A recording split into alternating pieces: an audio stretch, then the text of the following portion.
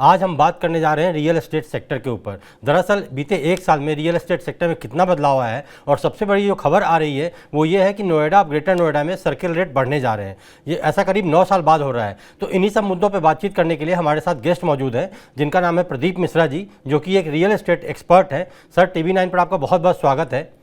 Sir, ये जो real estate sector में इतना बदलाव आया है, जो लगातार रेट बढ़ रहे हैं, ऐसे में एक आम आदमी कैसे अपना मकान खरीद पाएगा, उसका अपना घर खरीदने का सपना कैसे पूरा होगा।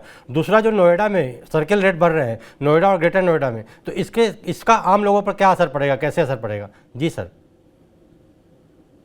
देखिए, जब सर्कल रेट बढ़ते हैं जी तो मार्केट के सेंटिमेंट्स थोड़े से पॉज लेते हैं। मैं कहूंगा कि ट्रांजैक्शन थोड़ी सी रुक जाती हैं, जी। लेकिन थोड़े दिनों के बाद वो अफोर्डेबिलिटी ऑलरेडी मार्केट में आ जाती है।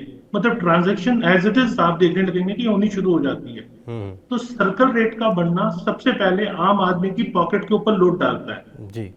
अगर बिजनेसमैन कोई ट्रांजैक्शन कर रहा है हम्म। तो उसमें जो स्टैम्प ड्यूटी अगर वो बचाने की कोशिश करता है तो वो बचा नहीं पाता है। तो जी। बायर को कहीं हद तक स्टैम्प ड्यूटी भी पे करनी पड़ती है, तो एक कॉस्ट का बर्डन भी उसके ऊपर आता है। जी। तो इस तरह से पॉकेट के ऊपर बर्डन जो पड़ता है वो बायर के पड़ता है।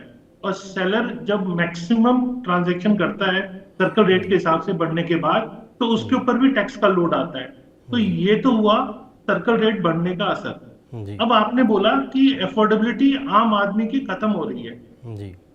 बिल्कुल ठीक कहा। मिडिल क्लास के जो बायर है उसकी अफोर्डेबिलिटी बिल्कुल खत्म हो रही है। और जी। यहाँ मेरे को लगता है कि जिस हिसाब से प्राइस बढ़े हैं, हम्म। गवर्नमेंट को कुछ अच्छी स्कीम्स लानी चाहिए, कोई बड़े हम्म। टैक्स रिफॉर्म्स करने चाहिए और इंटरेस्ट रेट कट के ऊपर फोकस करना चाहिए। तब मिडिल क्लास प्रॉपर्टी ले पाएगा। नहीं तो इस समय जो सिचुएशन दिख रही है वो मिडिल क्लास की पॉकेट से प्रॉपर्टी बाइंग बहुत दूर होती जा रही है। जी सर, जैसा कि आपने कहा मिडिल क्लास के पॉकेट से दूर होती जा रही है, बिल्कुल सही बात है। आप नोएडा, ग्रेटर नोएडा को ही ले लीजिए, कोई भी मकान आपको 2 BHK का 1-1.25 करोड़ से कम का नहीं मिलता है, अगर आप ढंग की बिल्डर्स में लेने जाते हैं तो। और जैसा कि दूसरा आपने कहा अफोर्डेबिलिटी की बात, तो ये एक आम आदमी कैसे ले पाया? गवर्नमेंट में तो बहुत सारी स्कीम है, EWS है, कई सारी स्कीम चलाई जाती हैं, लेकिन बिल्डर्स ऐसी स्कीम क्यों नहीं चलाते हैं ताकि एक middle class, lower middle class का आदमी भी अपना घर खरीदने की सोच पाए? जी। देखिए, गवर्नमेंट की पॉलिसी बिल्कुल है इसके ऊपर, अफोर्डेबल हाउसिंग जी। पॉलिसी है जिसके तहत डेवलपर्स अफोर्डेबल हाउसिंग के प्रोजेक्ट्स लेकर आते हैं। जी। लेकिन हमें ये समझना पड़ेगा कि जो इनपुट कॉस्ट है, जैसे जी। कि लैंड और रॉ मटेरियल, जी। जब तक ये कंट्रोल नहीं होगा, क्योंकि पिछले कुछ दिनों में देखा गया है, पिछले मैं 4 सालों की बात करूं जी। तो लैंड के prices almost 4 times up, 4 times बढ़ गए हैं।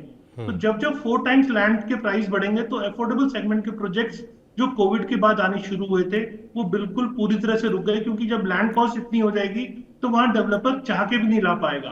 तो जी। लैंड कॉस्ट को कंट्रोल करना, तभी उन स्कीम्स के ऊपर पब्लिक प्राइवेट पार्टनरशिप के तहत डेवलपर लेके आ सकते हैं। और जी। आपने बात गवर्नमेंट की करी तो मैं आपको बता दूं कि गवर्नमेंट खुद जो लैंड ऑक्शंस में दे रही है जी। वो खुद कई गुना रेट्स के ऊपर दे रही है। जो इस टाइम ऑक्शंस हो रहे हैं, आप यकीन नहीं मानेंगे कि जो डेवलपर्स ऑक्शन में ले रहे हैं वो बहुत बहुत हायर रेट्स के ऊपर ले रहे हैं। जी। जब गवर्नमेंट भी अच्छा अर्न कर रही है और डेवलपर उन हायर रेट्स पे भी ले रहा है, तो आप ये मान के चलिए लैंड जो प्राइमरी उसका रॉ मटेरियल होता है और उसके बाद हायर कंस्ट्रक्शन कॉस्ट, क्योंकि पिछले 4-5 सालों में कंस्ट्रक्शन कॉस्ट भी बहुत बढ़ी है। तो जी। हायर कंस्ट्रक्शन कॉस्ट, ये सब मिलकर और फिर डेवलपर का प्रॉफिट मिलकर तब फाइनल प्राइस आता है। तो वो कहीं ना कहीं आम आदमी जो मिडिल क्लास बायर है उसकी पॉकेट से वो दूर हो जाता है। जी सर, जैसा कि एक आपने कहा सर, एक मेरा सवाल है कि जैसा सर्किल रेट की हम बात कर रहे हैं, तो आपने कहा कि ये कॉस्ट दोनों पे पड़ता है, बायर पे भी, सेलर पे भी। सर, ऐसा भी देखा गया है कई सारे, खास करके दिल्ली NCR में, कि जब बिल्डर मतलब सर्किल रेट बढ़ता है तो उसको कुछ झोल झाल होते हैं, लूप होल्स होते हैं उसमें, उसको जरा समझाएंगे आम जनता को कैसे उस बिल्डर्स के लूप होल्स बना के उसको ज़्यादा प्राइस कर देते हैं? ऐसा कुछ होता है क्या? या फिर सर्किल रेट से किसी को कितना असर पड़ सकता है, बिल्डर्स को और आम आदमी को? देखिए, जैसे मैं हरियाणा की बात करूं तो जी। हरियाणा में जब डेवलपर किसी प्रॉपर्टी को सेल कर रहा है फर्स्ट जी। टाइम, और वो सेल करने के बाद जो फर्स्ट डीड होती है that is convince deed. Ji.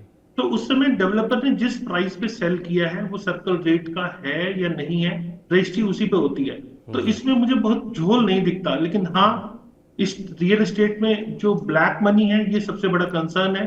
Ji. Black money किस तरह कम हो, गवर्नमेंट को उस पर फोकस बढ़ाना चाहिए। डिमोनेटाइजेशन हुआ लेकिन उसका भी इफेक्ट अब धीरे धीरे ऑलमोस्ट खत्म हो गया है। जी। तो ब्लैक मनी को जब तक कंट्रोल नहीं किया जाएगा तब तक ये कंस्ट्रक्शन कॉस्ट, तब तक तो ये प्रॉपर्टी की कॉस्ट कहीं हद तक बढ़ती रहेगी, जी। क्योंकि जो अनटैक्स, जो टैक्स जिस पे नहीं पे किया गया, वो मनी रियल एस्टेट में लगती है और उससे आम आदमी वो प्रॉपर्टी नहीं ले पाता है। सर जैसा कि आपने स्क्रीन पे भी देख रहे होंगे कि ये जो नोएडा, ग्रेटर नोएडा में मकान की कीमतें बढ़ रही हैं, सर्किल रेट 20 से 30% तक महंगा हो जाएगा। तो मतलब ये क्या 30% तक मकान महंगा हो जाएगा? मान लीजिए 2 BHK अभी मैं 1 करोड़ का ले रहा हूँ, तो क्या मुझे अब 1 करोड़ 30 लाख पे करना पड़ेगा? ऐसा है कुछ क्या? नहीं नहीं, ऐसा नहीं होता। जी। जो स्टैम्प ड्यूटी होती है वो अलग अलग स्टेट पे अप्रोक्सीमेटली 5 to 7% होती है। जी। कई जगहों पे फीमेल के नाम पे थोड़ा सा टैक्स रिबेट भी होता है। जी। तो एवरेज आप मान के चलिए 5 to 7% स्टैम्प ड्यूटी होती है। तो 30% सर्कल रेट पड़ने का मतलब है कि अगर 5% स्टैम्प ड्यूटी है तो 5% का 30% बढ़ा है। तो इससे जी। प्रॉपर्टी 30% नहीं बढ़ रही है, जी। इसमें जो इसका इम्पैक्ट है 1 से 1.5% का, वो इस पे इम्पैक्ट नजर आता है प्रॉपर्टी की जी। वैल्यू के ऊपर।